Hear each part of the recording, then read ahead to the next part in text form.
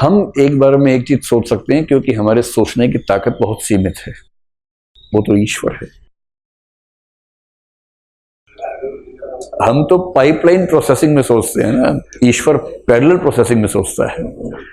Parallelly कई processing चलती रहती है उसके दिमाग में, इसीलिए वो ईश्वर है और हम ईश्वर नहीं है।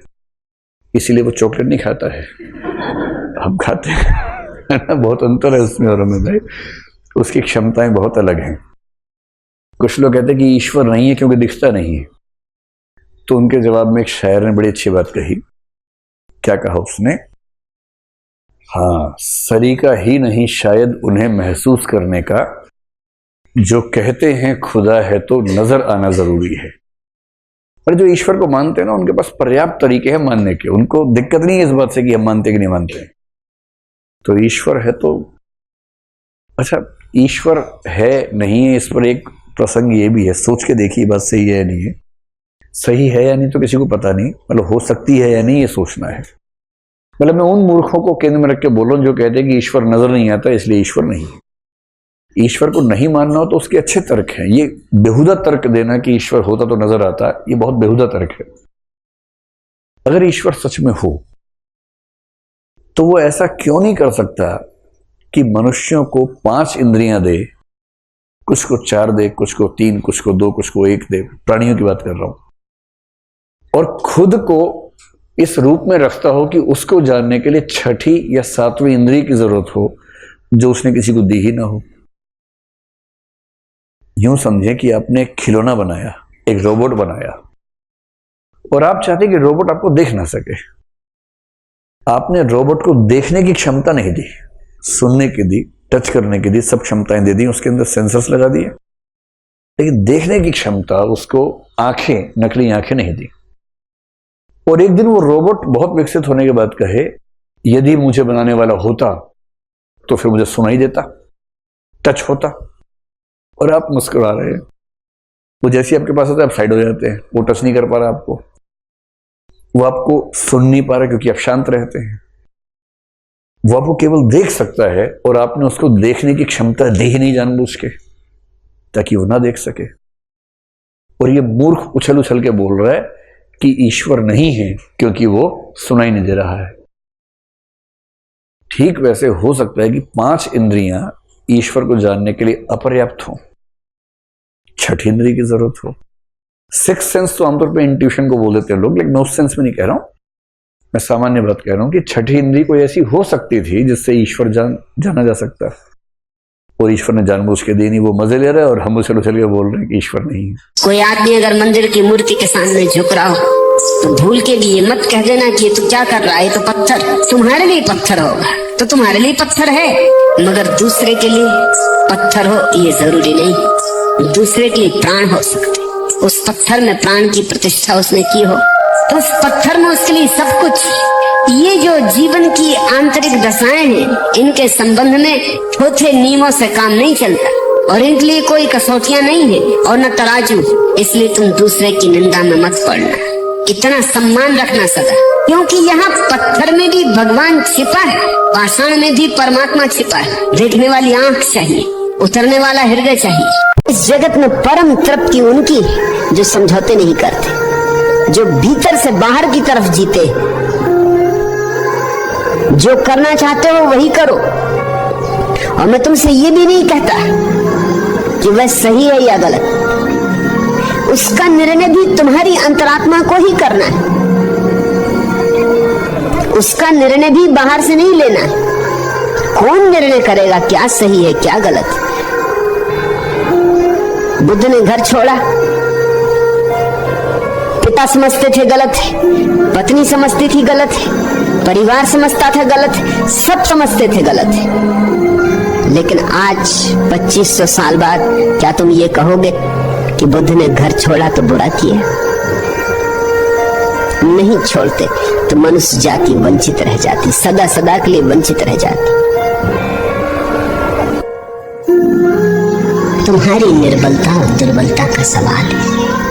जब तुम हारते हो अपनी दुर्बलता से हारते हो, जब तुम जीतते हो अपनी सबलता से जीतते हो। वहां कोई तुम्हें हराने को बैठा नहीं। इस को ख्याल में ले लो। शैतान है नहीं, मार है नहीं, तुम्हारी दुर्बलता का ही नाम है। जब तुम दुर्बल हो तब शैतान है, जब तुम सबल हो तब शैतान नहीं है। तुम्हारा भय ही भूत है, तुम्हारी कमजोरी ही तुम्हारी हार है। सबसे पहले जो फिलॉसफी का युग है उसको आप वैदिक एज या वैदिक युग भारतीय दर्शन का कह सकते हैं। मैं बहुत बोरिंग वाली हिस्ट्री नहीं पढ़ाऊंगा, अब तनाव वाली, हम हिस्ट्री का उतना ही पढ़ेंगे जितना हमें समझना जरूरी है, बहुत बहुत विस्तार में जाने की जरूरत नहीं है। वैदिक एज का मतलब मोटा मोटा क्या है कि एक तो जो वेद हैं, वेद को कुछ लोग VEDA लिख देते हैं, कुछ बहुवचन करने के लिए S भी लगा देते हैं, वेदास कह देते हैं, तो वेद कह लीजिए। और एक शब्द आपने शायद सुना होगा, उपनिषद। मेरी मजबूरी है कि मैं रोमन में लिख रहा हूं, देवनागरी में नहीं लिख रहा हूं, क्योंकि बहुत सारे ऐसे लोग हैं जो हिंदी समझते हैं, बस पढ़ नहीं पाते देवनागरी, तो उनको भी बात समझ में आ सके इसलिए ऐसा कर रहे हैं। वेद आपको पता है कि बहुत पुरानी रचनाएं हैं। कुछ लोग बोलते हैं कि 10,000 साल पहले की हैं, कुछ बोलते हैं 5-6 हजार ईसा पूर्व की रचनाएं हैं। जो NCERTs वगैरह में लिखा हुआ है अब तक, हो सकता है कल को धारणाएं बदलें इतिहास लेखन में, लेकिन अब तक जो धारणाएं जनरली मानी जाती हैं, हम ये मान के चलते हैं कि ईसा पूर्व 1500 ईस्वी के आसपास, उसके 200-300 साल पहले, 200-300 साल बाद के दौर में आमतौर पर वेदों का जो कलेक्शन हुआ, वेदों की रचना हुई और बाद में कलेक्शन भी हुआ। वेदों को किसने लिखा पता नहीं, ये किसी एक व्यक्ति की रचना हो नहीं सकती है, ये बहुत विराट सोर्सेज हैं। हजारों लोगों ने वनों में रहते हुए, तपस्याएं करते हुए इन मंत्रों की रचनाएं की होंगी। न्याय दर्शन कहता है कि वेदों की रचना ईश्वर ने की है, क्योंकि ये मानवीय नहीं हो सकता।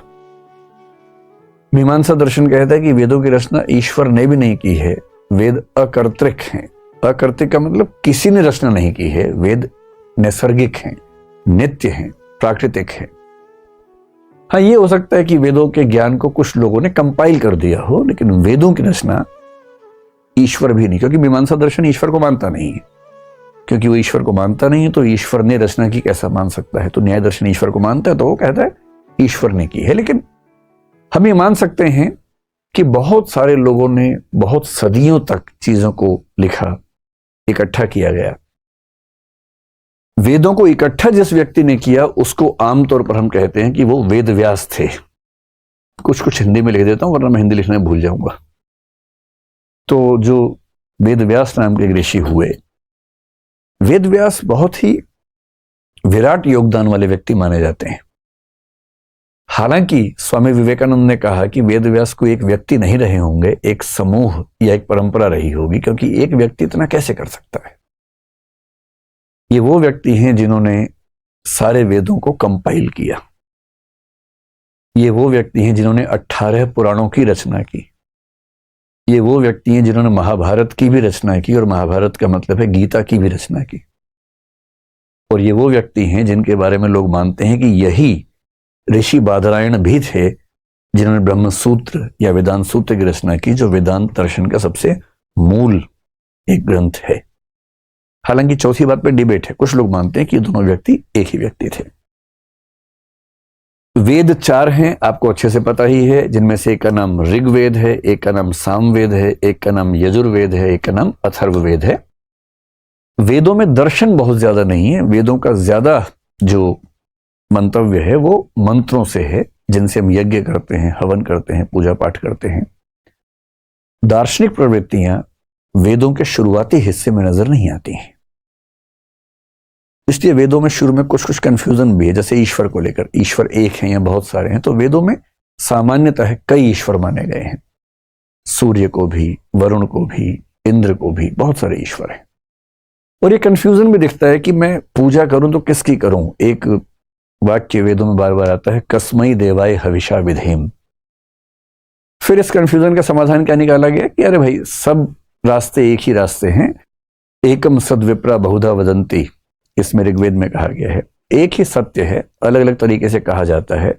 अग्नि यमम मातरेश्वान माहु, अग्नि कहो, यम कहो, मातरेश्वान कहो या माहु कहो, सत्य एक ही है। एकम सद विप्रा बहुधा वदंती। लेकिन वेदों में आपको हल्का हल्का कंफ्यूजन दिखेगा, क्योंकि उस समय शुरुआती चिंतन हो रहा है और ये निश्चित नहीं हो पा रहा कि हम ब्रह्मांड की व्याख्या कैसे करें। हर वेद के 4 हिस्से माने जाते हैं, जिसमें पहले हिस्से का नाम होता है संहिता, और संहिता का बेसिक मतलब है मंत्र, जिन मंत्रों से हम पूजा पाठ करते हैं। तो जब भी आप वैदिक मंत्र सुनेंगे तो इसका मतलब है कि वो वेद का कौन सा हिस्सा है? संहिता। संहिता के बाद दूसरा हिस्सा होता है जिसको बोलते हैं ब्राह्मण।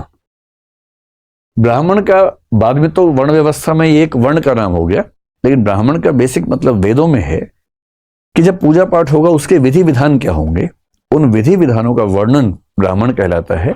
ऐसा मानते हैं कि ये विधि विधान करने वाले व्यक्ति बाद में इसी वजह से ब्राह्मण ही कहलाने लगे होंगे। तीसरा जो शब्द है या तीसरा जो हिस्सा है उसको बोलते हैं आरण्यक। अरण्य होता है जंगल। आरण्यक का मतलब है कि जो लोग वनों में निवास करते हैं, तपस्वी वगैरह हैं, उनके लिए आचार व्यवहार के क्या नियम हैं वो आरण्यक में होते थे। और सबसे मजेदार बात, वेदों का ही जो चौथा हिस्सा होता है उसका नाम होता है उपनिषद। इसलिए उपनिषद कोई अलग चीज नहीं है, उपनिषद वेदों का ही हिस्सा है। बहुत सारे उपनिषद माने जाते हैं। आपने सुना होगा कि उपनिषद 108 माने जाते हैं, जिनमें से लगभग 10 से 12 बड़े महत्वपूर्ण हैं। जैसे बृहदारण्यक बहुत महत्वपूर्ण है, छांदोग्य बहुत महत्वपूर्ण है। सबसे 2 पुराने उपनिषद जो हैं बृहदारण्यक और छांदोग्य माने जाते हैं। अगर आप देखेंगे तो बृहदारण्यक उपनिषद का संबंध किससे है, तो हमारा जो वेद है उसमें यजुर्वेद जो है बृहदारण्यक इससे जुड़ा हुआ है, इसके अंतर्गत है। सामवेद के अंतर्गत छांदोग्य उपनिषद आपको अंतिम हिस्सा मिलेगा। और क्योंकि उपनिषद वेदों का ही अंतिम हिस्सा है, इसलिए उपनिषदों का एक नाम वेदांत भी होता है, और वेदांत का मतलब है वेदों का अंतिम हिस्सा। उपनिषद जो है ना वो है फिलॉसफी। शायद इस पूरी दुनिया में उस समय तक वैसी फिलॉसफी कोई सोच भी नहीं पाया होगा जितनी गहरी फिलॉसफी उपनिषदों में दिखती है, वेदांत में दिखती है। इसलिए अगर आपको समझना हो कि भारतीय दर्शन के शुरुआती स्तर पर दर्शन का सबसे गहरा बिंदु कहां दिखता है, वो क्या है? उपनिषद है। 10-12 उपनिषद बहुत महत्वपूर्ण हैं, और उपनिषदों में लगभग वो सारी धारणाएं जो आप आज मानते हैं आ चुकी थी। आत्मा होती है या नहीं, वेदों में कहीं कहीं हल्का सा कंफ्यूजन दिख सकता है, लेकिन उपनिषदों तक आते आते आत्मा निश्चित हो गई है कि आत्मा नाम की एक संरचना है।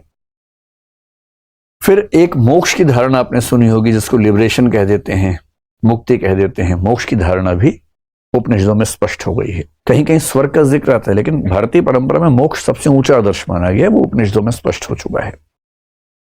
फिर आपने एक पुनर्जन्म यानी कि रीबर्थ नाम की चीज सुनी होगी, और भारत के लगभग सब लोग मानते हैं कि हम मरने के बाद पुनः पैदा होते हैं, और हम जो पैदा हुए हैं उसके पीछे भी हमारा जन्म रहा है। ये जो धारणा है, ये धारणा उपनिषदों में स्थिर हो चुकी है पूरी तरह से। इसलिए ये सारी की सारी धारणाएं, आत्मा हो, मोक्ष हो या रीबर्थ हो। और आपने एक शब्द सुना होगा ब्रह्म। वेदों में बहुत सारे ईश्वर हैं, लेकिन इस बात का जवाब देना मुश्किल है कि ये अंततः एक पूरा हिरार्की ऑर्डर कैसा है, कौन है परम सत्ता जिसके तहत सारी छोटी सत्ताएं आती हैं। उपनिषद तक आते आते मान लिया गया कि एक परम तत्व है, वो ब्रह्म है। और जब आप लॉजिकली आगे बढ़ेंगे तो आपको मानना पड़ेगा कि ब्रह्म भी सगुण नहीं, निर्गुण है। निर्गुण का मतलब होता है जो निराकार है, जिसकी विशेषताएं बताना संभव नहीं होता है। नेति नेति आपने एक शब्द सुना होगा, न इति न इति। परम तत्व ऐसा भी नहीं है, परम तत्व ऐसा भी नहीं है। ये क्यों होता है आगे चल के समझेंगे। आज तो केवल एक इंट्रोडक्शन है, जब विस्तार में किसी विषय पे आएंगे तब समझेंगे कि ऐसा क्यों बोलना पड़ता है, क्यों उपनिषदों ने ब्रह्म की व्याख्या करते हुए बार बार नेति नेति कहा कि ब्रह्म ऐसा भी नहीं है, ब्रह्म वैसा भी नहीं है। और क्यों शंकराचार्य ने, आदिगुरु शंकराचार्य ने इस बिंदु को बहुत ज्यादा हाईलाइट किया आगे चलकर कई 100 साल बाद, क्यों ऐसा किया। इसलिए मोटी सी बात है कि उपनिषद में लगभग वो सारी दार्शनिक मान्यताएं हैं जो हम आज तक फॉलो करते हैं। विशेष रूप से जो हिंदू धर्म को मानने वाले व्यक्ति हैं वो आमतौर पर इसको आज तक फॉलो करते हैं।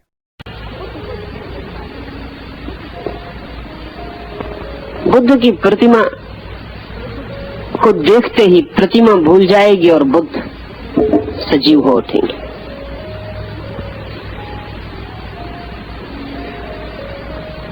जिसने बुद्ध को चाहा है और प्रेम किया है, ज्यादा देर नहीं लगेगी कि ये पत्थर की प्रतिमा विलीन हो जाए और सजीव व्यक्तित्व स्थापित हो जाए। ज्यादा देर नहीं लगेगी।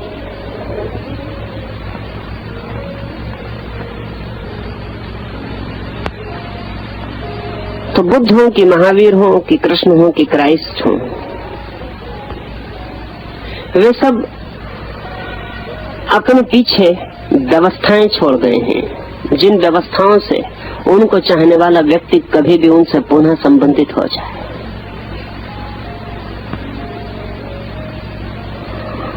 और आकार बहुत बड़ी व्यवस्था है, और मूर्ति को बनाने की जो कला है या विज्ञान है, उसमें बहुत सी बातों का ख्याल और हिसाब रखा गया है। अगर उतनी सारी बातों के हिसाब और ख्याल से मूर्ति बनाई गई हो तो गहरे परिणाम ले आएगी। जैसे 2-3 बातें ख्याल कर लेनी। जैसे अगर आपने बुद्ध की प्रतिमाएं देखी हैं तो बुद्ध की प्रतिमाओं को, हजारों प्रतिमाओं को देखकर भी एक बात पक्की अनुभव में आ जाएगी कि प्रतिमाएं व्यक्ति की कम और किसी भाव दशा की ज्यादा है। बुद्ध की 1000 प्रतिमाएं रखी हों तो व्यक्ति की कम किसी भाव दशा की, स्टेट ऑफ माइंड की प्रतिमाएं। अगर बुद्ध को गौर से देखेंगे, बुद्ध की प्रतिमा पर ध्यान करेंगे तो थोड़ी ही देर में एहसास होना शुरू हो जाएगा एक अद्भुत अनुकंपा का, एक महाकरुणा का, जो आपको चारों तरफ से घेरने लगे। बुद्ध का उठा हुआ हाथ या बुद्ध की आधी मुदी हुई पलकें और बुद्ध के चेहरे का अनुपात, बुद्ध के बैठने का ढंग, बुद्ध के मुड़े हुए पैर, बुद्ध की सारी जो आनुपातिक व्यवस्था है, वो व्यवस्था किसी गहरे में आपके भीतर करुणा से संबंध जोड़ने का उपाय है। कोई पूछ रहा था फ्रांस के एक बहुत बड़े चित्रकार सेजान से कि तुम ये चित्र बनाते हो, किस लिए? तो सेजान ने कहा कि इसलिए चित्र बनाता हूं कि मेरे हृदय में जो भाव था,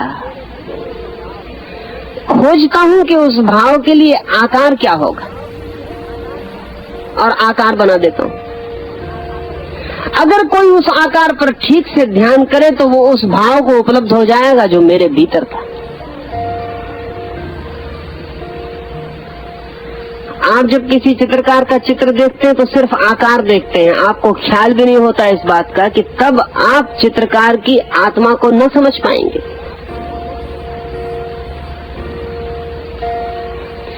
एक कागज पर कोई आड़ी तड़ी लकीरें खींच दे तो सिर्फ आड़ी तड़ी लकीरें नहीं होती, अगर आप उन पर ध्यान करें तो आपके भीतर भी चित्त उतना ही आड़ा टेढ़ा हो जाएगा।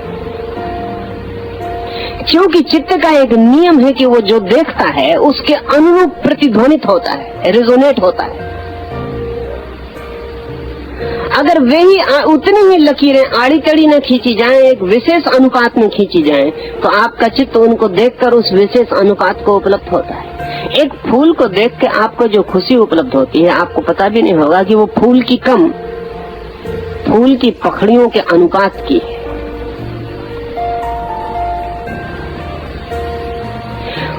फूल के होने का जो ढंग है वो आपके भीतर, आपके हृदय को भी फूल के होने का ढंग देता है।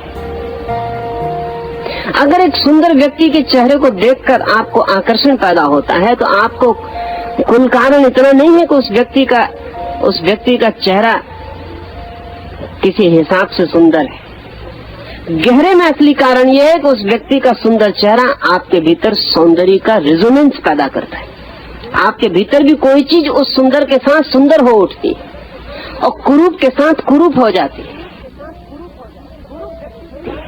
कुरूप व्यक्ति के पास बैठ के आपको जो परेशानी होती है वो क्या परेशानी है? सुंदर व्यक्ति के पास बैठ के आपको जो सुखद प्रतीत होती है वो कौन सी प्रतीति है? असल में सुंदर अनुपात आपके भीतर भी सौंदर्य की धारा को बहाता है और आपको सुंदर बना जाता है। कुरूप का अर्थ ही केवल इतना है, गैर आनुपातिक, नॉन प्रोपोर्शनेट, आड़ा तिरछा, जिससे भीतर कोई ध्वनि पैदा नहीं होती, संगीत पैदा नहीं होता, विशृंखलता पैदा होती, अराजकता पैदा होती, भीतर सब कंपित हो जाता है। जर्मनी का एक चित्रकार, नृत्यकार पीछे आत्महत्या करके मरा। निजिंस्की उसका नाम था। और जब उसने आत्महत्या की और उसके घर की जांच पड़ताल हुई तो जो लोग भी उसके घर में गए वो 10-15 मिनट के बाहर आ जाएं। और उन्होंने कहा कि उसके घर में जाना ठीक नहीं है, वहां कोई भी आदमी इतने दिन रुक जाए तो आत्महत्या कर लेगा। बड़ी अजीब सी बात थी, उस घर के भीतर क्या होगा? निजिंस्की ने एक एक दीवार को इस तरह से चित्रित किया था, सिर्फ 2 ही रंगों का उपयोग करता था वो अपने आखिरी 2 साल में, लाल, सुर्ख और काला, बस 2 ही रंग का उपयोग करता था। एक एक दीवार, फर्श, छत सब पुती हुई थी, काला और लाल। 2 साल वो यही काम कर रहा था उधर भीतर, पागल हो गया था, आश्चर्य नहीं। और अगर आत्महत्या कर ली तो आश्चर्य नहीं। जिन लोगों ने उसके मकान को देखा, बाद में उन सभी लोगों ने कहा कि उस मकान के भीतर 2 साल कोई भी रह जाए तो पागल होकर रहेगा। और आत्महत्या 2 साल तक भी बच जाए करने से ये भी काफी मालूम पड़ता है। निजिंस्की अद्भुत हिम्मत का आदमी रहा होगा। सारा का सारा वातावरण पूरा का पूरा इतना अराजक कि जिसका कोई हिसाब नहीं। आप जो भी देखते हैं उसकी प्रतिध्वनि भीतर होती है और आप किसी गहरे अर्थों में उसी जैसे हो जाते हैं। बुद्ध की सारी मूर्तियां करुणा के आसपास निर्मित हैं, क्योंकि करुणा बुद्ध का आंतरिक संदेश है, कंपैशन। और करुणा आ जाए तो बुद्ध कहते हैं सब आ गया। करुणा का क्या अर्थ है? प्रेम नहीं है करुणा का अर्थ। प्रेम तो हम सबको आता है और चला जाता है।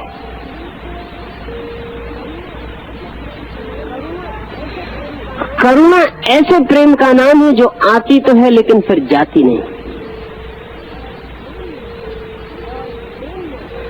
और प्रेम में तो दूसरे से कुछ न कुछ पाने की गहरे में कुछ न कुछ सूक्ष्म आकांक्षा होती है।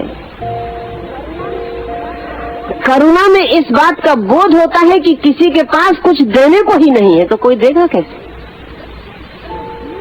प्रत्येक इतना दीन है कि देने को तो किसी के पास कुछ भी नहीं है, इसीलिए करुणा। करुणा में कोई मांग नहीं है, क्योंकि किससे मांगे, किसी के पास कुछ भी नहीं है। दान का कोई ख्याल नहीं है, लेकिन इतनी महाकरुणा में अपने आप हृदय के द्वार खुल जाते हैं और कुछ बटना शुरू हो जाता है। बुद्ध ने अपने भिक्षुओं को कहा था कि तुम ध्यान करो, पूजा करो, प्रार्थना करो, लेकिन स्मरण रखना, पूजा और प्रार्थना और ध्यान के बाद तुम्हें जो शांति मिले तत्क्षण उसे बांट देना, एक क्षण भी अपने पास मत रखना। तुम्हें मैं अधार्मिक कहूंगा अगर तुमने एक क्षण भी अपने पास रखा। जब तुम्हें आनंद का अनुभव हो ध्यान के बाद, तत्क्षण प्रार्थना करना कि हे प्रभु उन सबको मिल जाए जिन्हें आवश्यकता है। खोल देना अपना द्वार हृदय का और बह जाने देना, जहाँ जहाँ गड्ढे हैं वहाँ वहाँ। एक क्षण भी रोकना मत, नहीं तो मैं तुम्हें अधार्मिक कहूंगा।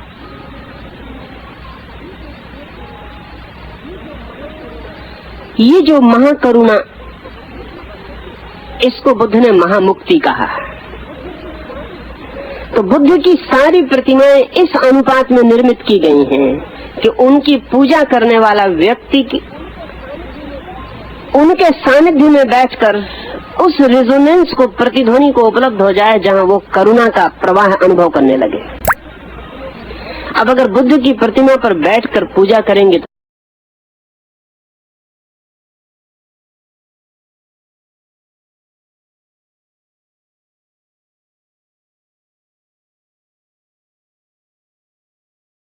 तो कैसे करेंगे? मैं उदाहरण एक ले रहा हूं ताकि आपको और भी ख्याल आ सकेगा। अगर बुद्ध की प्रतिमा पर पूजा करनी है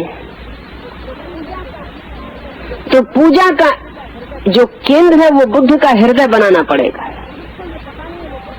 जिसको ये पता नहीं वो बुद्ध की मूर्ति से कभी परिचित नहीं हो पाएगा, क्योंकि बुद्ध की मूर्ति का जो निहित ध्येय है वो आपके भीतर महाकरुणा का जन्म है, और करुणा का जो केंद्र है वो हृदय है। इसलिए बुद्ध की मूर्ति पर ध्यान करते वक्त हृदय पर, बुद्ध के हृदय पर ध्यान रखना पड़ेगा।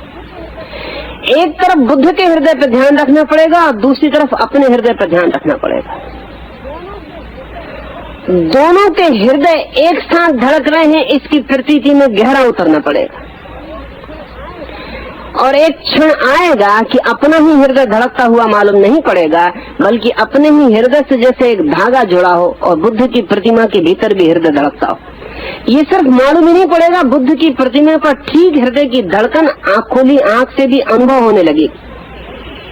और जब ऐसी धड़कन बुद्ध की प्रतिमा पर अनुभव हो तो समझना कि बुद्ध में प्राण की प्रतिष्ठा हुई। नहीं तो प्राण की प्रतिष्ठा नहीं है तो पूजा का कोई अर्थ नहीं। ये नियम है कि जब बुद्ध का हृदय, पत्थर की मूर्ति का हृदय जब आपको बिल्कुल धड़कता हुआ मालूम पड़ने लगे, और ये बिल्कुल मालूम पड़ सकता है, पड़ता है, अगर आपके हृदय की धड़कन पर ठीक ध्यान किया गया और बुद्ध के हृदय पर ध्यान किया गया तो दोनों में संयोग स्थापित हो जाता है, और तब आपका ही हृदय बुद्ध की प्रतिमा में भी धड़कता है। जैसे कि दर्पण में आपकी ही प्रतिछवि दिखाई पड़ती हो। दर्पण में आपने ख्याल किया कभी? दर्पण में आपकी जो तस्वीर दिखाई पड़ती है उसका हृदय धड़कता है या नहीं धड़कता है? पर दर्पण में धड़कता है तो हम कहते हैं ठीक है, दर्पण तो दर्पण है। मूर्ति एक गहरे अर्थों में दर्पण है, एक आध्यात्मिक अर्थों में दर्पण है, और ठीक ऐसे ही मूर्ति में हृदय धड़कता हुआ मालूम पड़ने लगेगा। और जब हृदय धड़कता हुआ मालूम पड़े तब पूजा की शुरुआत होगी। तब तक मूर्ति में हृदय न धड़के तब तक पूजा की शुरुआत नहीं हो सकती, क्योंकि मूर्ति तब तक पत्थर है, तब तक मूर्ति नहीं बनी। ये भी ख्याल ले लें कि तब तक मूर्ति पत्थर है, तब तक मूर्ति नहीं बनी जब तक कि जीवंत न हो गई हो, जब तक उसमें प्राण प्रतिष्ठा न हो गई हो। अब अगर बुद्ध की प्रतिमा पर ध्यान करना है तो हृदय पर करना पड़ेगा। अगर महावीर की प्रतिमा पर ध्यान करना है तो दूसरा केंद्र है। अगर क्राइस्ट की प्रतिमा पर ध्यान करना है तो तीसरा केंद्र है। अगर कृष्ण की प्रतिमा पर ध्यान करना है तो चौथा केंद्र है। और दुनिया में जितनी प्रतिमाएं हैं प्रत्येक प्रतिमा किसी पृथक केंद्र पर निर्मित है। और बड़ी हैरानी की बात यह है कि उन प्रतिमाओं को हजारों साल तक एक समाज पूछता रहेगा और उसे कुछ पता ही नहीं होगा कि वो किस केंद्र की प्रतिमा को पूछ रहा है। और अगर केंद्र का पता नहीं तो आपका प्रतिमा से कभी कोई संबंध नहीं होगा। यही कोई पूछता नहीं कि महावीर ने किसी की मूर्ति पूजी थी। ये पूछना शायद शिष्टाचार नहीं। जैनियों की एक सभा में मैंने एक बार पूछ दिया, वो बहुत नाराज हो गए। मैंने उनसे पूछा कि तुम महावीर की मूर्ति पूछते हो, तुम कम से कम ये तो पता लगाओ कि महावीर ने कभी किसी की मूर्ति पूजी थी। और जब महावीर ने ही नहीं पूजी तो तुम महावीर की मूर्ति पूछकर महावीर के अनुयायी नहीं हो, दुश्मन। अगर महावीर के सच्चे अनुयायी हो तो पूजो मत। महावीर ने तो शिक्षा दी है, असरण भावना, बड़ी अद्भुत शिक्षा। किसी की शरण ही न जाना, पूजने का तो सवाल ही नहीं उठता। क्योंकि तुम्हारे भीतर ही बैठा है परमात्मा। तुम किसको पूज रहे हो? खोजो, पूजो मत। जागो, पूजो मत। आविष्कार करो अपने भीतर। जिसे तुम बाहर पूज रहे हो वो बाहर नहीं है, वो तुम्हारे भीतर है। वो पूजा करने वाले में छिपा है, खोजने वाले में ही खोज का गंतव्य है। तुम्हारे जानने वाले में ही वह छिपा है जिसे जानना है। तो महावीर ने कहा असरण भावना, मगर बड़ा मजा है। महावीर की मूर्तियां ही मूर्तियां सारे देश में। बुद्ध ने कहा कि मुझ पे मत अटक जाना, मुझसे इशारे ले लो, चलना तो तुम्हें होगा। बुद्ध तो केवल इशारे करते हैं, लेकिन बस बुद्ध की जितनी मूर्तियां बनी किसी की भी नहीं। इतनी मूर्तियां बनी कि अरबी में, उर्दू में मूर्ति शब्द के लिए जो पर्यायवाची शब्द है वो बुद्ध का ही अपभ्रंश है। इतनी मूर्तियां बनी कि बुद्ध शब्द ही बुद्ध का पर्यायवाची हो गया, मूर्ति का पर्यायवाची हो गया। सबसे पहले बुद्ध की मूर्तियां बनी और बुद्ध ने इंकार किया था कि मेरी बात को इसलिए मत मानना कि मैंने कहा है, मेरी बात को तब मानना जब तुम जान लो। और बुद्ध ने किसकी मूर्ति पूजी थी? किसी की भी मूर्ति नहीं पूजी थी। बुद्ध का कसूर ही यही था। अगर वो किसी की मूर्ति पूजे होते तो आज भारत में हिंदू उनको अपने सिर पर धारण करते, उनकी भी पालकी निकलती। लेकिन हिंदुस्तान से बुद्ध को हिंदुओं ने उखाड़ फेंका। कारण क्या था? क्योंकि बुद्ध ने न राम को पूजा न कृष्ण को पूजा। बुद्ध ने किसी को पूजा ही नहीं। बुद्ध ने परंपरा को कोई सहारा न दिया। बुद्ध ने तो भीतर के सत्य को, नग्न सत्य को वैसा का वैसा रख दिया जैसा था। लगे किसी को चोट तो लगे,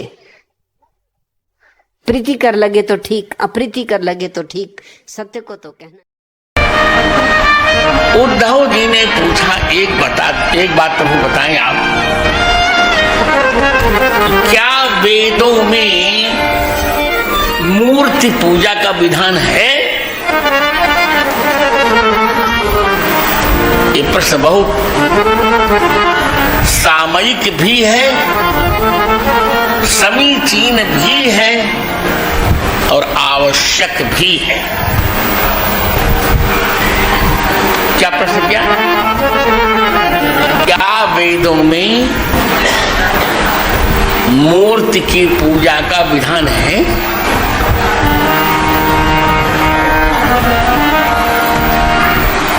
तो देखिए, भगवान कहते हैं है। वेदों में भगवान की मूर्ति की पूजा का विधान है, ये भगवान का पक्ष है। आर्य समाजियों का पक्ष नहीं, वो नहीं स्वीकारते, मत स्वीकारें।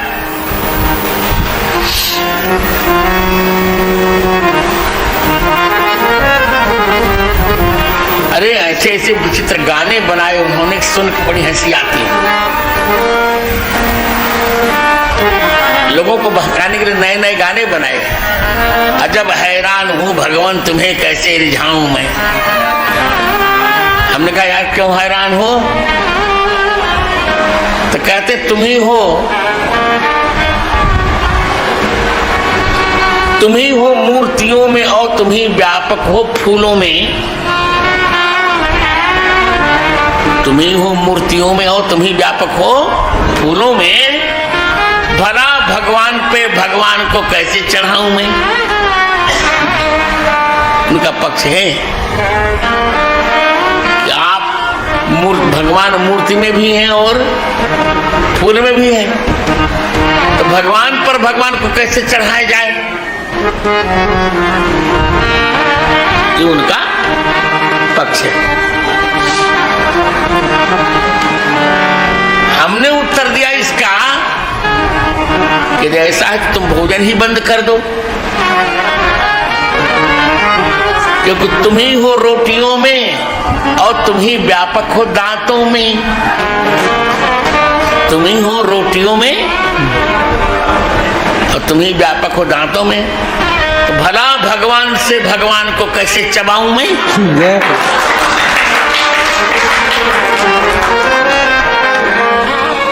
तो ऐसे प्रश्न नहीं करने चाहिए, ये सब बातें निरर्थक हैं। मूर्ति में भगवान है ये तो निश्चित है।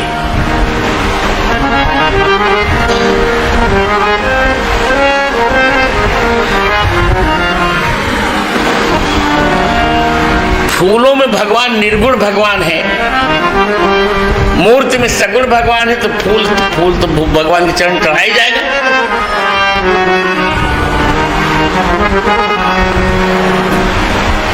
क्या कहा जाएगा? उनका प्रश्न है कि मूर्ति शब्द जो है वो मूर्छा शब्द से बनता है। कौन सी धातु यहां पर रहेगी? मूर्छा धातु। मूर्छित होना आप जान ही रहे हैं। मूर्छित होना क्या होता है? बेहोश हो जाना। तो वो कहते हैं कि मूर्ति तो मूर्छा से बना है। हमने कहा हाँ मैं भी स्वीकारता हूं, पर थोड़ा सा व्युत्पत्ति में अंतर है। मूर्छा धातु के दो अर्थ होते हैं, मोह और उत्कृष्टता। तो मूर्छन्ति काम क्रोधादयो यया सा मूर्छा सा मूर्ति। जिनके दर्शन से मन के सभी विकार मूर्छित हो जाते हैं उसे मूर्ति कहते हैं।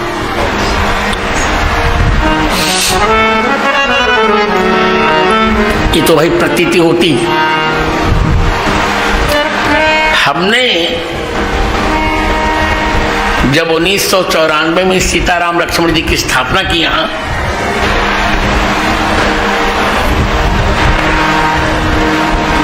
तो जब सीता जी की राम जी की प्राण प्रतिष्ठा हुई तो आप विश्वास करो हमने उनकी धड़कन देखी, नाड़ियां चलते हुए हमने देखी भाई।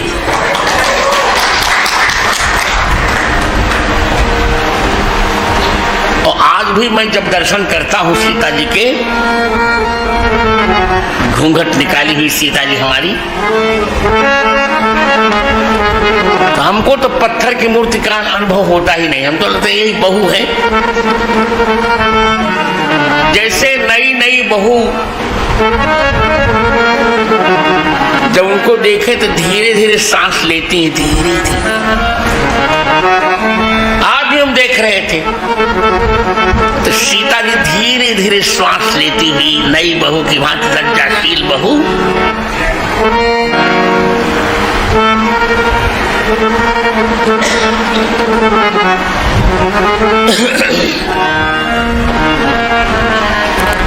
तो उनका एक प्रश्न है,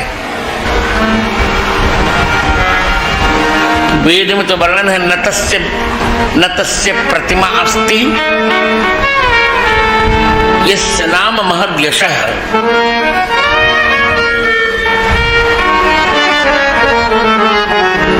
भगवान की प्रतिमा नहीं है, वेद कह रहे हैं। हमने कहा यही समस्या है आपकी। प्रतिमा शब्द संस्कृत में दो अर्थों में कहा जाता है। क्या? दो अर्थों में। एक तो प्रतिमा माने होता तुलना, समानता, और दूसरा प्रतिमा माने मूर्ति। तो नतस्य प्रतिमा अस्ति, भगवान की किसी से समानता नहीं है। वो कौन सा श्लोक है?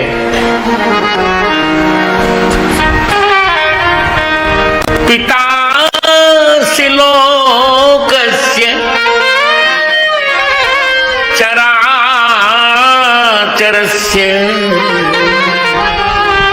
तुमस्य पूज्यश्च गुरुर्गरीयान् न त्वत्समोऽस्त्यभ्यधिकः कुतोऽन्यो लोकत्रयेऽप्य प्रतिम प्रभावः।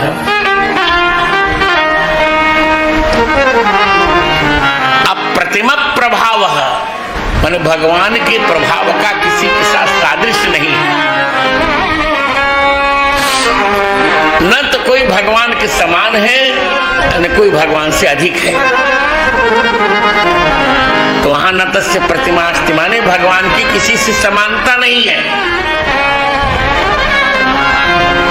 वहां मूर्ति का खंडन नहीं है। भगवान की मूर्ति तो होती ही है। सुदीप नायक जी राधा वल्लभ श्री हरिवंश। राधे राधे महाराज जी। मैं YouTube के माध्यम से आपसे जुड़ा हूँ। 1 साल से आपका एकांतिक सत्संग सुन रहा हूँ। महाराज जी, बहुत से अध्यात्म मार्ग के प्रश्न उत्तर आपके द्वारा हमें मिले हैं। महाराज जी, मैं भक्ति और प्रेम मार्ग में आगे बढ़ना चाहता हूँ, लेकिन कभी कभी बुद्धि बहुत तर्कशील हो जाती है। बार बार कहती है ब्रह्म तो निराकार है, ये प्रेम मार्ग, फिर मर्जी आगे पूरा वैसा ही इनका व्याख्यान है। हाँ ठीक है। एक बात में कैसे हो सकता है, जब वो सर्वम है तो एक बात कैसे तुम कह सकते हो? कोई भी बात को पुष्ट करने के लिए व्यतिरेक और अन्वय पद्धति स्वीकार होती है। मतलब तुम्हारी बुद्धि तो तर्क करती है, हम तो 20 वर्ष उसी मार्ग में रहे, संन्यास में बचपन से, और फिर ये मार्ग प्रभु ने दिया है।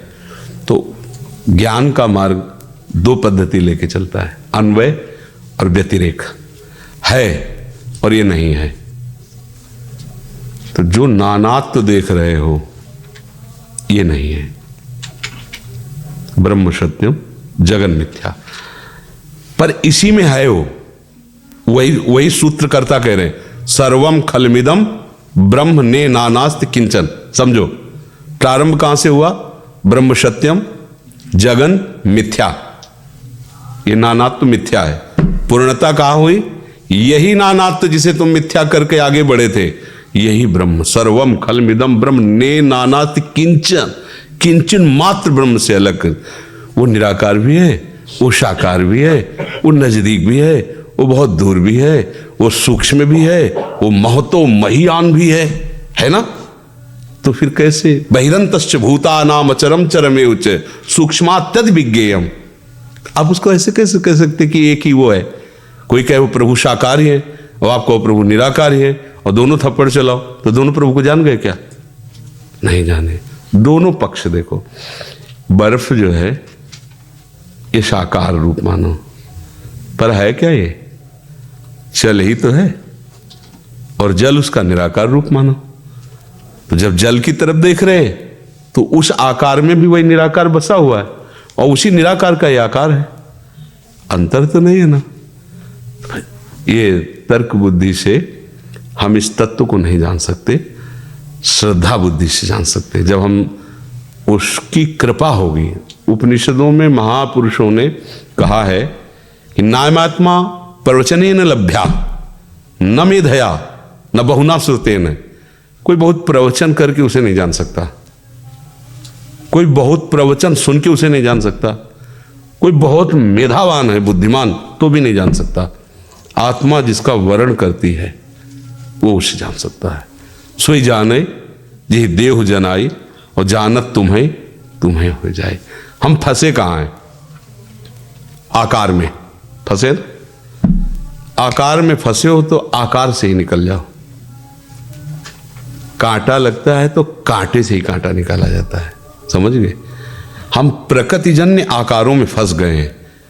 अब हम सच्चिदानंद आकार की भावना से प्रकृतिजन्य आकार को मिटाते हैं, और जहां उनमें जुड़े तो पूरे के पूरे अनुभव में आते हैं। वो निराकार भी हैं, वो साकार भी हैं, वो नजदीक भी हैं, वो दूर, पूरा का पूरा। इतना संशय नहीं रह जाएगा, वही है, दूसरा कुछ नहीं है। एक पक्ष हम लेकर चलेंगे तो झगड़ा हो जाएगा। जहां झगड़ा होता है ना, मेरा संप्रदाय तेरा संप्रदाय, मेरे भगवान तेरे भगवान, निराकार, साकार, ये सब अज्ञान की धरा में होता है, ज्ञान की धरा में नहीं होता है। वही निराकार है, वही साकार है, वही नजदीक है, वही दूर है, वही जड़ है, वही चैतन्य है। वो जड़ चैतन्य से परे भी है, वो जड़ चैतन्य में भरे भी हैं। समझ जाओ तो समझ जाओ ना। हम जहाँ फंसे हैं उससे छूटने का सरल उपाय है। अब देखो ज्ञानी जन जो भगवत मार्ग के पथिक हैं, प्रणव जपते हैं ना, तो प्रणव आकार हुआ कि निराकार है? प्रणव आकार है ना। आप प्रणव का उच्चारण करेंगे तो उसका रूप आएगा ना। प्रणव का रूप क्या है? आकार है ना। ज्ञान की प्राप्ति गुरु से हो रही ना, गुरु आकार में है ना। जानकारी स्वाध्याय ग्रंथ से हो रही ना, ग्रंथ में आकार है ना। वो आकार का खंडन कर रहे हैं, वो आकार की ही उपासना से उसके तत्व को समझ पाए। ये बात सब समझनी होगी। एक बार किसी ज्ञानी महात्मा के परिकर के लोग आए थे, गंगा किनारे हम थे। तो जिनको ज्ञान नहीं होता बहुत ज्ञान फर्राटे से बोलते हैं। मतलब जो पहलवान कमजोर होगा वो जाके पूरी ताकत झेल देगा, और जो पहलवान अच्छा लड़ने वाला होगा वो 10-5 मिनट तो पहले गर्म होता रहेगा। पहले को फेल हो गया, उठा के झप से रख देगा, बातें होती। जो कमजोर होगा पहले ही जाके एकदम मतलब ये तूफान मचाना चाहे, क्योंकि उसको पता है मैं टिक नहीं पाऊंगा, पहले ही एकदम ऐसे। तो जो कच्चा ज्ञानी होता है ना, भर भर भर भर एकदम, अरे बाप रे इतना ज्ञान है ऐसा लगेगा, वो ज्ञान नहीं। ज्ञान जो होता है उसका गुण होता है गंभीर। अपने लोग 1 सेकंड में उसको पहचानते हैं वस्तु क्या है। ये शब्द तो बोल रहा है ब्रह्म ज्ञान की, पर इसको ज्ञान नहीं है, क्योंकि वो अनुभवगम्य है ना, वो समझ में। बस यही कि साकार का वो खंडन कर रहे थे, निंदा कर रहे थे। तो हमने कहा जिसकी आप निंदा कर रहे हैं वो नहीं है क्या? तो कहा नहीं वो नहीं। तुम कहा भी आप जानते ही नहीं हो, अपने गुरुजनों से जाकर पहले जानकारी कीजिए। कोई भी उपनिषद आप पढ़ के, ईशावास्यमिदं सर्वम यत्किंच जगत्याम जगत, स्पष्ट आदेश है। ये जो तुम्हें जगत दिखाई दे रहा है, ईश्वर के सिवा किंचन मात कुछ नहीं, इसका तुम साक्षात्कार कर लो, सिद्ध हो गए। हमें तो दिखाई नहीं दे रहा, तो अभी सिद्ध हो गए क्या? अभ्यास करो आप, शायद जो चीज मनन करोगे वैसे ही आपको दिखने लगेगा। इस सृष्टि का एक स्वरूप, जैसा आप दृष्टि रखोगे वैसे। अरे सब दुष्ट हैं तो आपको सब दुष्ट नजर आएंगे। और गोस्वामी जी कह रहे सब राम हैं, उनको सब राम नजर आया। गोपीजन कहती सब श्याम है, जित देखो तित श्याम, उनको श्याम। ब्रह्मज्ञानी कह रहे सर्वम खलमिदम ब्रह्म, उनको ब्रह्म नजर आया। आप जैसा नजर करोगे वैसा आपका अनुभव। उनको देखा कि इतना ज्ञान बघा रहे थे, जीरो पे खड़े थे, मतलब अनुभूति शून्य जीवन, तर्क ही नहीं रह जाता। वास्तविक ज्ञान तभी, सूर्य उदय हुआ तो कहीं अंधकार रह जाएगा क्या? तो ज्ञान का भास्कर उदय हुआ, आप कोई संशय कहीं वही कुछ उसके सिवा नहीं बचा। सब सा महात्मा सुदुर्लभा, वो महात्मा एक पक्ष, तर्क नहीं। वही निर्गुण है, वही सगुण है। निर्गुण में रति नहीं होती, सगुण में रति होती। सगुण उपासना करोगे तो वो जैसा है वैसा पूरे का पूरा अनुभव कराता है। ऐसा थोड़ी कराता है कि अनुभव नहीं होता। हर समय आकारिश, ये आकार सब गायब हो जाता है, जो है उसका अनुभव हो जाता है। वो सब है तो सब अनुभव हो गया, इतना भी नहीं बकाया रहता। अनंत ब्रह्मांडों में जो कुछ हो मेरा प्रभु है, और उस प्रभु को पूर्णतया जब अनुभव हो गया तो ज्ञान, वैराग्य, भक्ति, योग, जिस मार्ग से चला जाता है, जो अनुभव होता है वो सब अनुभव में आ जाता है। ऐसा थोड़ी कि आप भक्ति से चल रहे तो आपको ज्ञान नहीं होगा। योग मार्ग वाला जो सिद्धि प्राप्त, वो उसको अनुभव में नहीं है, उसकी कुंडलनी जागृत सब हो जाएगा, वो एक स्थिति है। तो अगर आप वास्तविक भाव से चलना चाहते हैं तो प्रभु के नाम और प्रभु के रूप, इनका आश्रय लीजिए, वो अपना अनुभव करा देंगे। जानत तुम्हें तुम्हें हो जाए, वही है, उसके सिवा कोई है नहीं। क्योंकि दोनों मार्ग में तो भगवान शिव की कृपा से उसे जान, मुनि की कृपा से मार्ग मिला है, कोई अंतर नहीं। स्वाद है का थोड़ा भेद है, कोई सीधे खोया पा रहा है, कोई उसको बर्फी बना पा रहा है, कोई उसका रबड़ी बना पा रहा है। वो एक ही दूध का सारा खेल है। एक ही परमात्मा विभिन्न रूपों में उपासकों के भावानुसार अनुभव में आता है। किसी को निराकार अनुभव में आता है, किसी को साकार अनुभव में आता है वही। और जो केवल उसका भजन करता है तो सब रूपों में अनुभव करा देता कि मैं हूँ, मेरे सिवा कोई नहीं है। यही अनुभव हो जाना। देखो भक्त क्या अनुभव करता है, आप ही आप सब कुछ है। ज्ञानी क्या अनुभव करता है, मैं ही मैं सब कुछ हूँ। तो मैं श्री कृष्ण है, गीता में कहते मैं ही मैं हूँ, तो वही मैं है। तुम्हारा ये नाम रूप मिथ्या है, वो जो मैं है वही तो ब्रह्म है। चल दो तो सब अनुभव हो जाएगा। और बातों से ये जो इतने लड़ाई झगड़े होते हैं ना, निंदा स्तुति, ये सब अज्ञान की धारा में होते हैं। भक्ति मार्ग में या भगवत मार्ग में लड़ाई झगड़ा का प्रश्न कहाँ रह गया। जिससे झगड़ा हम करें वही हमारा प्रभु है। हम झगड़ा किससे कर रहे हैं? जिसको हम नीच कह रहे हैं वो मेरा प्रभु ही है। अब क्या है, तो जब यही नहीं माना तो फिर गड़बड़ हो गया, फिर उपासना ही नहीं बन पाई। एक प्रश्नकर्ता ने जय कृष्णमूर्ति से पूछा कि आप ईश्वर का जिक्र कभी नहीं करते, क्या आपकी शिक्षाओं में उस ईश्वर का कोई स्थान नहीं है? तो कृष्णमूर्ति क्या कहते हैं उससे? कृष्णमूर्ति कहते हैं कि आप ईश्वर के विषय में बहुत चर्चा करते हैं ना। देखते हैं हम, जिसको देखो वही ईश्वर की चर्चा करता रहता है। हमारी जो किताबें हैं वो सब इसी ईश्वर से भरी हुई हैं, जो ग्रंथ हैं सब कुछ। और उसी ईश्वर के नाम पर आप कभी गिरजे बनाते हैं तो मंदिर बनाते हैं, और उसी के नाम पर आप त्याग और बलिदान करते हैं। आप उसी ईश्वर के नाम पर पूजा पाठ करते रहते हैं, अनुष्ठान आयोजन ये सब आयोजित करते रहते हैं। और आप ईश्वर विषयक जो बातें हैं, जो धारणाएं हैं, उनसे भरे पड़े हैं या नहीं है? यही करते हैं ना। जहां देखो वहां हमने ईश्वर ईश्वर लगा रखा है, चाहे घर हो या मंदिर हो या बाहर कोई जगह हो, हर जगह, चाहे किताब हो या जिसको देखो वो मुंह पे ईश्वर ईश्वर करता रहता है, भगवान भगवान करता रहता है। तो जय कृष्णमूर्ति कहते हैं कि आप ये जो शब्द है ईश्वर, आप इस शब्द को तो दोहराते रहते हैं, पर आपके कर्म तो ईश्वरी नहीं है ना, या है? देखो ना तुम, जो लोग ईश्वर की बात करते हैं, ईश्वर के नारे लगाते हैं, उनका नाम जपते हैं, उनकी जिंदगी देखो। गाली गलौज, मार पीट, हिंसा, क्रूरता, शोषण, अत्याचार, स्वार्थ, लालच, इन सब से भरी पड़ी उनकी जिंदगी।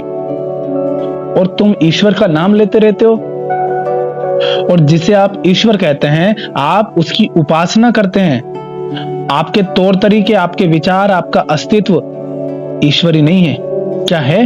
माने वो कहते हैं आप उसकी उपासना तो करते हो जिसे आप ईश्वर कहते हो, लेकिन क्या आपके तौर तरीके हैं उस तरह के? आपका अस्तित्व है, आपके विचार क्या उस तरह के हैं जैसे जिसे आप ईश्वर कहते हैं, जिसे आप भगवान मानकर पूछते हैं? क्या उसके जैसे व्यवहार हैं तुम्हारे? क्या वैसे विचार हैं? क्या वैसा व्यक्तित्व है तुम्हारा?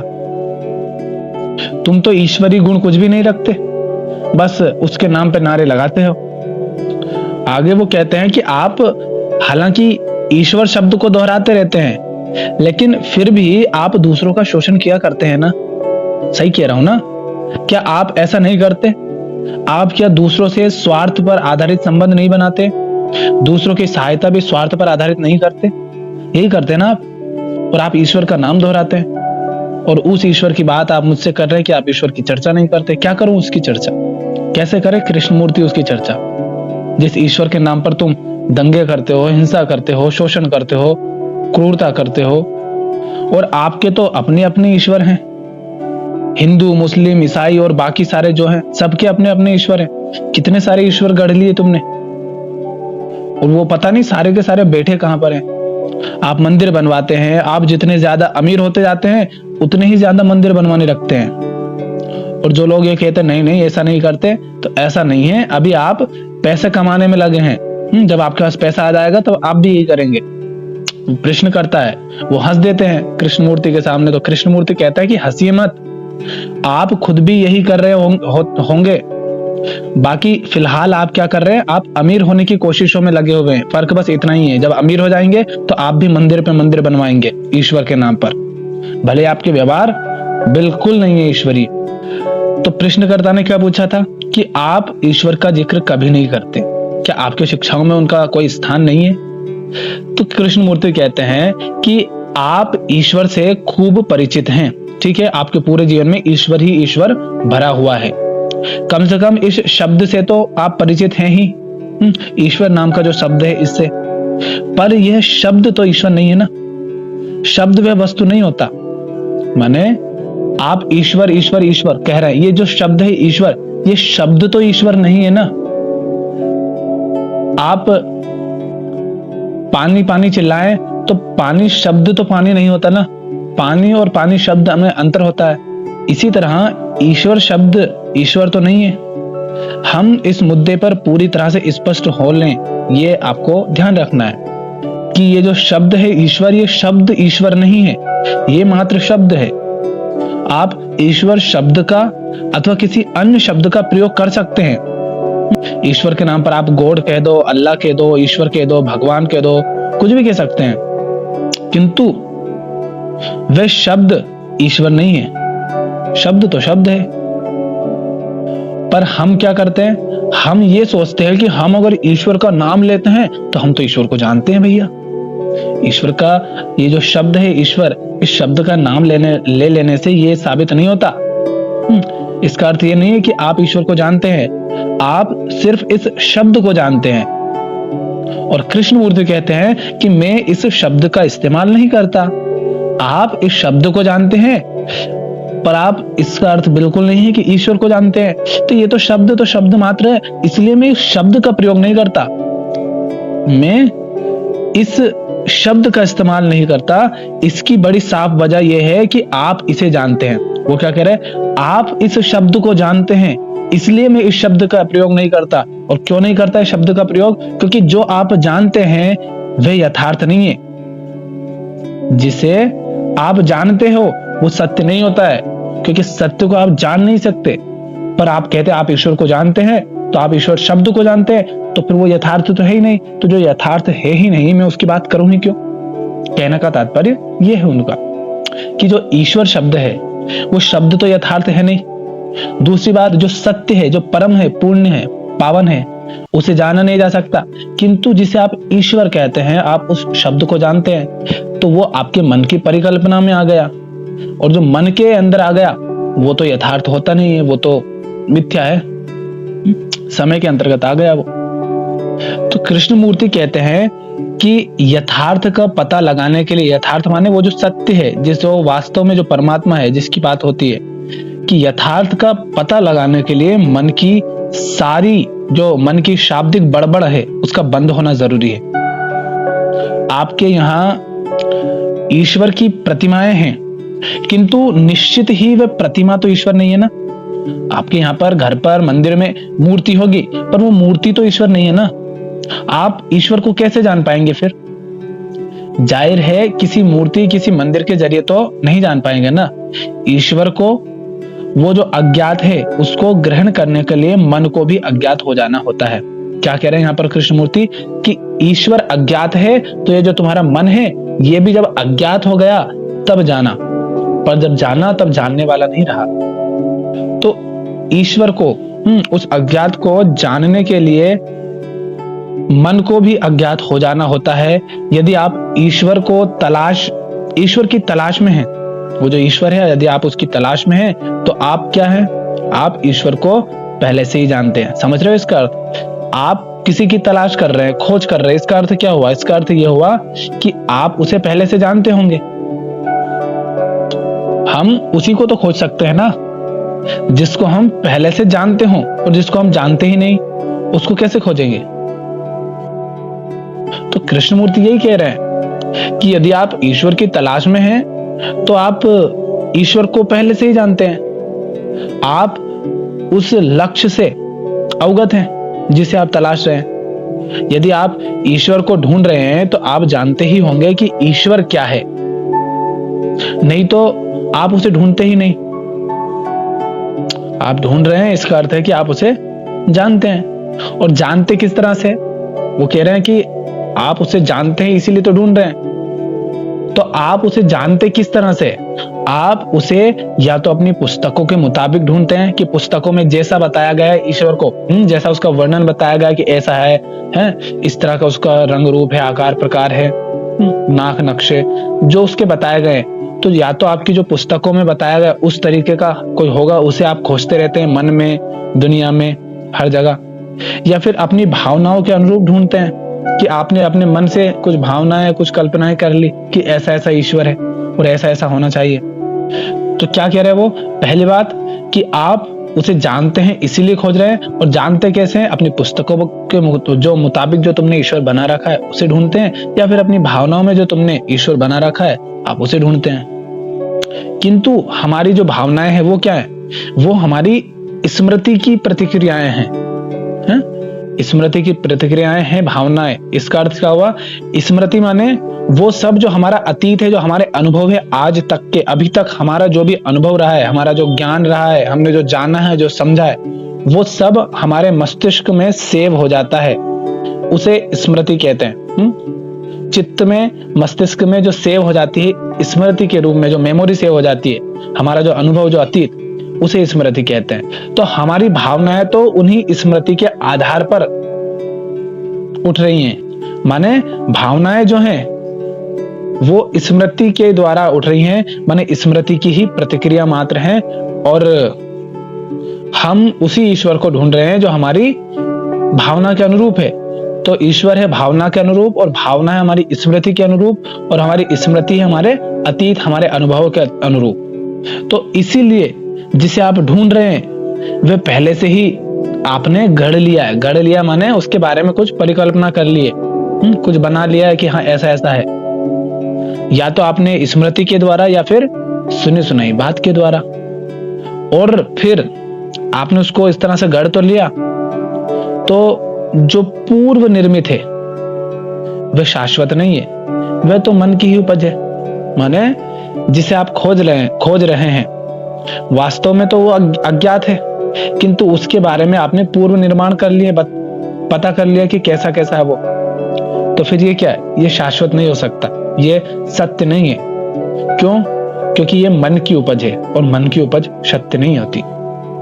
तुम ये बताओ कि अगर किताबें नहीं होती, ये जो ग्रंथ और शास्त्र, इन सब के नाम पर जो भी किताबें हैं, अगर किताबें नहीं होती, गुरु नहीं होते, और दोहराने के लिए ये जो सूत्र हैं, ये सूत्र नहीं होते, तो आपको पता क्या होता? क्या आपको पता होता कि ईश्वर जैसा भी कुछ होता है, प्रेम जैसा भी कुछ होता है? कुछ पता चलता? आपको नहीं चलता। आपको तो केवल दो चीजें पता होती, दुख और प्रसन्नता, क्योंकि जीवन भर दुख मिलता रहता और क्षण भर कभी सुख आ जाता है, उसे प्रसन्नता कह देते हैं। तो आपको सिर्फ दुख और प्रसन्नता का ही पता होता।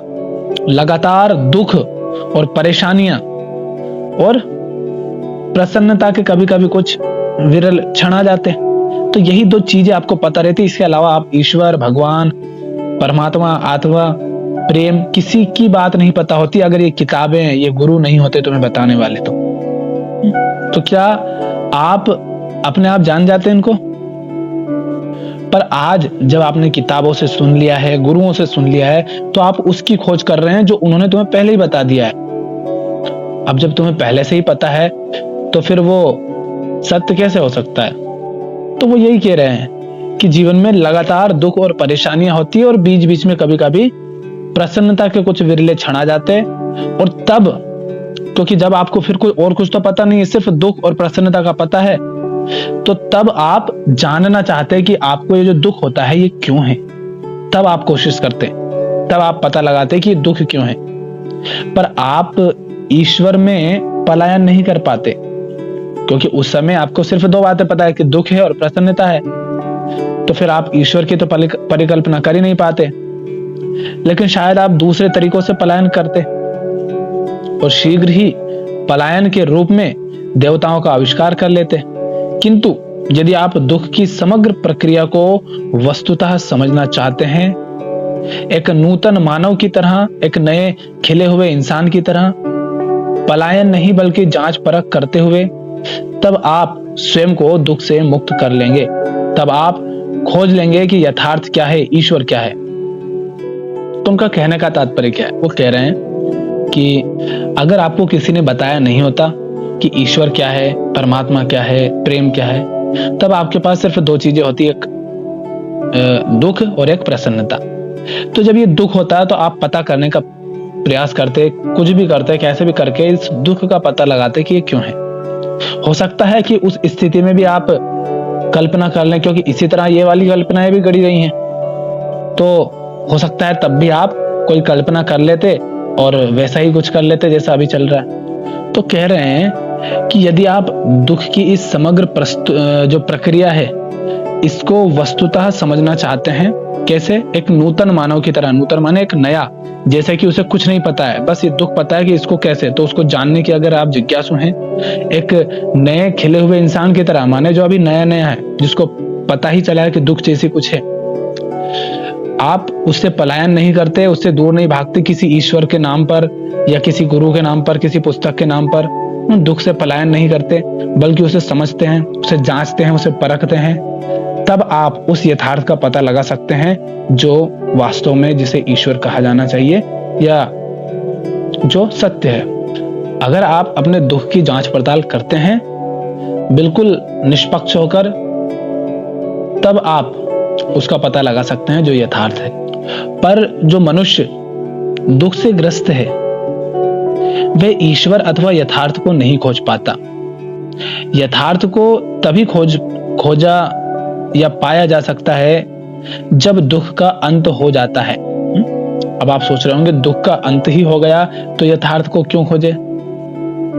किंतु यथार्थ को तो तभी खोजा जा सकता है जब दुख का अंत हो जाता है, जब प्रसन्नता विद्यमान होती है और तुलना के रूप में नहीं, बल्कि प्रसन्नता विद्यमान रहती है एक ऐसे रूप में जहां ना तो कोई विपरीत बात है ना कुछ। प्रसन्नता का उल्टा दुख नहीं होगा, वहां प्रसन्नता ही रहेगी, वहां उसका कुछ उल्टा सीधा नहीं, मात्र प्रसन्नता। जब ऐसी स्थिति होती है तब यथार्थ को जान पाते हैं। तो इस तरह कृष्णमूर्ति कहना चाह रहे हैं कि आपने ईश्वर को अपने जीवन में, घर मंदिर में, दुकानों में, पुस्तकों में, हर जगह भर रखा है। आप उसे दोहराते रहते हैं, लेकिन वो तो मात्र शब्द है, आप उसे जानते नहीं, वो सुनी सुनाई बातें हैं। तो मैं उस शब्द का इस्तेमाल नहीं करता जिसका आप करते हैं। किंतु अगर आप समझें तो कृष्णमूर्ति अज्ञात शब्द का बहुत प्रयोग करते थे। उस अज्ञात शब्द का ही अर्थ है वो यथार्थ, वो सत्य जिसे आप ईश्वर कहते हैं। तो बात कर रहे हैं किंतु उस शब्द का प्रयोग नहीं करते जो मात्र शब्द है, जिसे आपने ईश्वर समझ लिया है, किंतु वो ईश्वर है नहीं, वो तो मात्र शब्द है जिसका ना आप अर्थ समझते हैं ना उसे जानते हैं, बस दोहराते जा रहे हैं और आप उसे खोजने निकल जाते हैं। जो अज्ञात है आप उसे कैसे खोज लेंगे? अज्ञात को आप नहीं खोज सकते, पर आप खोजने निकल जाते हैं।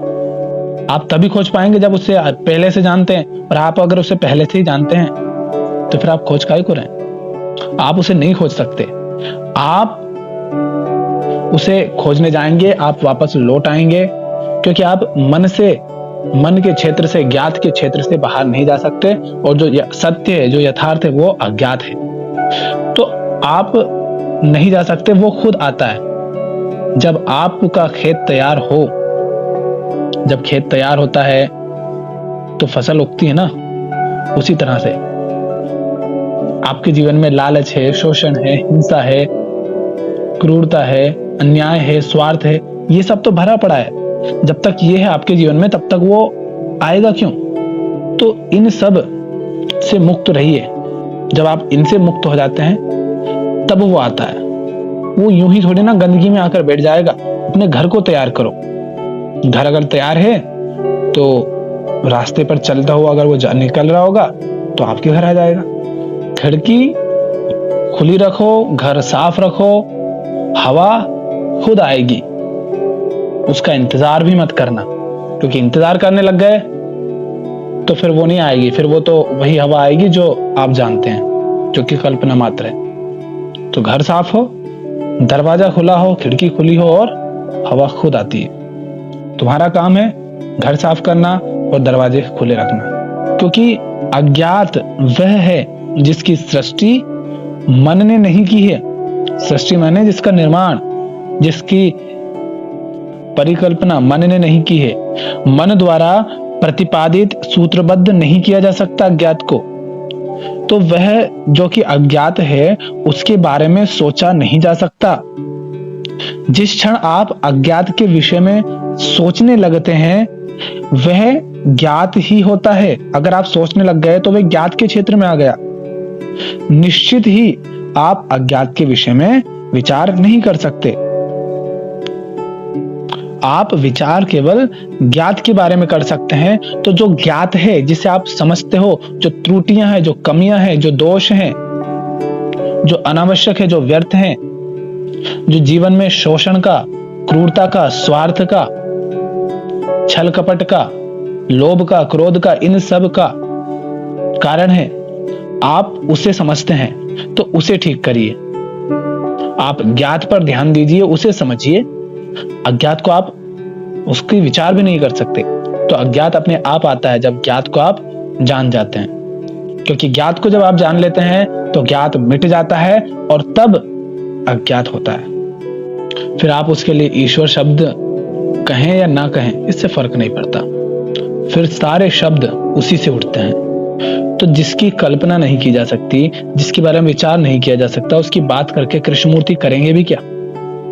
वो तो तुमसे उसकी बात करेंगे ना जिसकी बात की जा सकती है, जिसके बारे में सोचा जा सकता है, विचारा जा सकता है। इसलिए फिर वो बातें करते हैं। इसीलिए प्रश्न करता, कोई ये समस्या हुई कि आप ईश्वर की बात क्यों नहीं करते?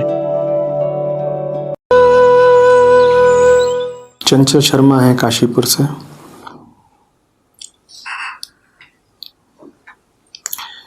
कह रहे हैं आचार्य जी प्रणाम। तत्वबोध एवं आत्मबोध में शंकराचार्य जी द्वारा ब्रह्म को निराकार, गुणातीत आदि बताया गया है, परंतु उनके द्वारा स्थापित आश्रमों को शक्तिपीठ कहा जाता है तथा उनके द्वारा शिव, विष्णु आदि पर भी श्लोकों की रचना की गई है। कृपया उपरोक्त संबंध में मार्गदर्शन की कृपा करें। चंचल, ब्रह्म गुणातीत निराकार निश्चित है, लेकिन जिससे ब्रह्म की बात की जा रही है वो तो गुणों का ही सौदागर है। वो तो रूप और रंग और आकार के अतिरिक्त किसी को जानता नहीं। आप जानते हैं किसी ऐसे को जिसका कोई रूप, रंग, आकार, गुण ना हो? चंचल, बात ब्रह्म की जा रही है, लेकिन आपसे की जा रही है। बात निराकार की जा रही है, लेकिन साकार से की जा रही है। तो साकार को निराकार तक जाने का रास्ता भी बताना पड़ेगा ना, नहीं तो बड़ी विचित्र दुविधा है। जो साकार ही है और जिसकी पूरी दुनिया ही साकार है, उसको तुम बार बार बोल रहे हो निराकार निराकार निराकार। वो कहेगा निराकार का करूं क्या? मुझे तो बस आकार पता है। समझो बात को। सत्य निराकार है, तुम क्या हो? साकार। अब साकार से मैं बार बार बोलूं कि वो ऊपर परमात्मा निराकार है तो सर खो जाएगा और परेशान हो जाएगा। कहेगा भाई जी, जितनी मैंने जिंदगी जानी है उसमें तो मैंने जो जाना सब कुछ साकार ही है। ये आप किसकी बात कर रहे हो जो निराकार है? मैं उस तक कैसे पहुंचूं? कैसे उससे रिश्ता बनाऊं? कैसे उसे पाऊं? पूजा भी कैसे करूं उसकी अगर वो निराकार है? तो साकार को बड़ी मुश्किल हो जाती है। उस मुश्किल के समाधान के लिए बड़ी सुंदर युक्ति निकाली गई है। उस युक्ति की बात आपने भी यहां पर कर ही दी है। वो युक्ति है देवमूर्ति। देवमूर्ति पुल है साकार और निराकार के बीच का। आपने कहा ना कि जब शंकराचार्य जी कहते हैं कि ब्रह्म निराकार और गुणातीत है तो उनके द्वारा स्थापित आश्रमों को शक्तिपीठ क्यों कहा जाता है, और शंकराचार्य जी के द्वारा शिव, विष्णु आदि पर श्लोकों की रचना क्यों की गई है? क्योंकि शिव और विष्णु बड़ी विशिष्ट छवियां हैं, बड़ी विशिष्ट मूर्तियां हैं। वो सीढ़ी हैं, बड़ी नायाब सीढ़ी हैं। ऐसी सीढ़ी जो साकार से शुरू होती है और उसका दूसरा सिरा बिल्कुल आकाश में है। जमीन को आसमान से मिलाने वाली सीढ़ी है वो। ये मूर्ति का काम होता है। शिव विष्णु माने छवियां, मूर्तियां सर्वप्रथम है ना, वो मूर्त है। ब्रह्म अमूर्त है, विष्णु मूर्त है।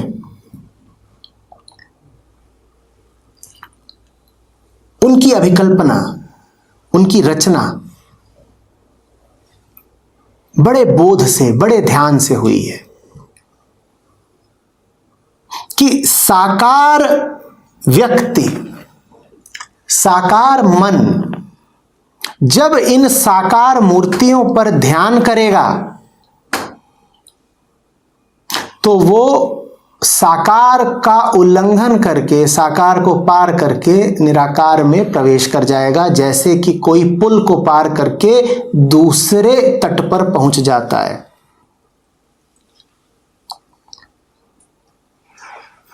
तो मूर्ति इसलिए है ताकि तुम अमूर्त तक पहुंच सको। मूर्ति मूर्त के लिए है। तुम क्या हो? मूर्त। चूंकि तुम मूर्त हो इसीलिए तुम्हें मूर्ति दी जाती है। पर हर मूर्ति से काम नहीं चलेगा, क्योंकि मूर्त तो ये भी है, मूर्त तो ये भी है। जो कुछ साकार हो, जो पकड़ में आ सके, सो मूर्त है। मूर्त तो ये सब भी है। हर इंसान मूर्त है नहीं, कोई खास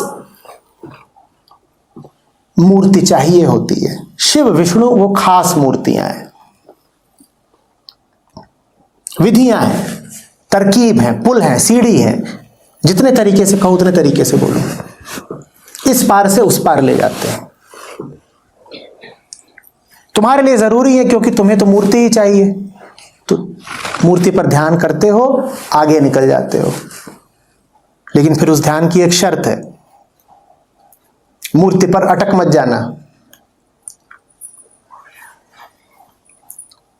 पत्थर का नाम शिव नहीं है।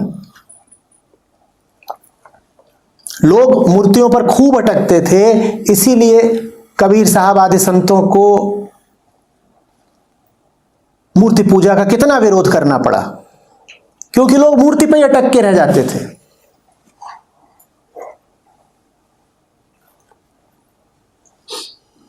कितनी मूर्ख दुनिया है जो मूर्त पूजन जाए। कबीर साहब की वाणी है कि कितनी मूर्ख दुनिया है जो मूर्त पूजन जाए, तासे तो चक्की भली जाका पीसा खाए। ये जो मूर्ति का पत्थर है उससे भला पत्थर तो तुम्हारी चक्की का है, कम से कम उससे कोई व्यवहारिक लाभ तो होता है। ये मूर्ति के पत्थर से तुम्हें क्या लाभ होता है?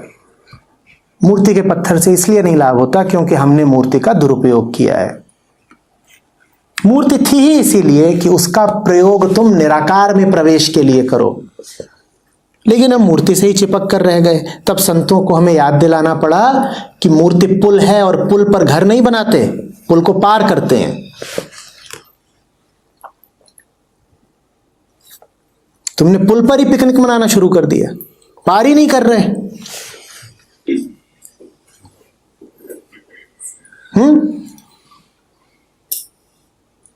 ये मूर्ति पूजा ही सब कुछ हो गई, लेके मूर्ति घूम रहे हैं इधर से उधर, भूल ही गए कि मूर्ति का उद्देश्य क्या था।